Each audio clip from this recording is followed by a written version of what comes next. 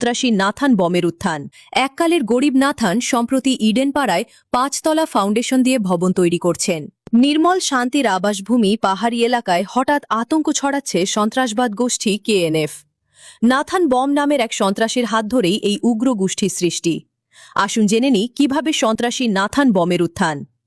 বান্দরবানের রুমা উপজেলার সদর ইউনিয়নের ইডেন পাড়ার বাবা মৃত জাউতন লঞ্চেও ও মা মৃত রকিল বমের ছোট সন্তান নাথান। গরিব পরিবারের ছেলে নাথান বম অল্প বয়সে যোগ দেন সন্তু লারমার পার্বত্য চট্টগ্রাম জনসংহতি সমিতিতে।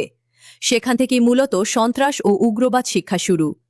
ঢাকা বিশ্ববিদ্যালয়ের চারুকলা বিভাগ থেকে অনার্স মাস্টার সম্পন্ন করার পর লন্ডন থেকে আর্কিটেকচার বিষয়ে ডিপ্লোমা করেন নাথান। আনুমানিক 2008 সালে বম জাতিসহ ক্ষুদ্র জাতিসত্তার উন্নয়নকল্পে বাংলাদেশ সরকারের কাছে বিভিন্ন দাবি পেশ করে আলোচনায় আসেন নাথান বম। এককালে সন্তু লারমার খুবই আস্থাভাজন ছিলেন নাথান। খাগড়াছড়িতে চেঙ্গি স্কয়ারের পাশে নির্মিত তথাকথিত জুম্ম জাতি পিতা এমএন লারমার ভাস্কর্য তৈরির অন্যতম কারিগর ছিলেন। এ কাজের জন্য সন্তু লারমা তাকে ভূয়সী প্রশংসা করেন। কিন্তু জেএসএস সন্তু গ্রুপের রাজনীতিতে উল্লেখযোগ্য অবস্থান না পেয়ে ধীরে ধীরে সরে এসে তিনি নিজস্ব সংগঠন খোলার উদ্যোগ নেন। নিজেকে সভাপতি ঘোষণা করে কুকিচিন ন্যাশনাল ডেভেলপমেন্ট অর্গানাইজেশন কেএনডিও নামে এক সামাজিক প্রতিষ্ঠান গড়ে তোলেন। পরে 2018 সালে জাতীয় সংসদ নির্বাচনে স্বতন্ত্র প্রার্থী হিসেবে মনোনয়ন কিনেছিলেন।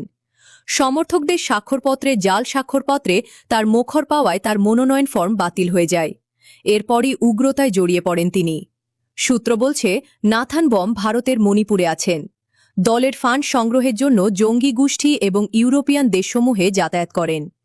দলের ফান্ড খোলার পর খুলে গেছে নিজের কপালও। এককালের গরিব নাথান সম্প্রতি ইডেন পাড়ায় 5 তলা ফাউন্ডেশন দিয়ে ভবন তৈরি করছেন। সন্ত্রাসবাদ বদলে দিয়েছে তার জীবন।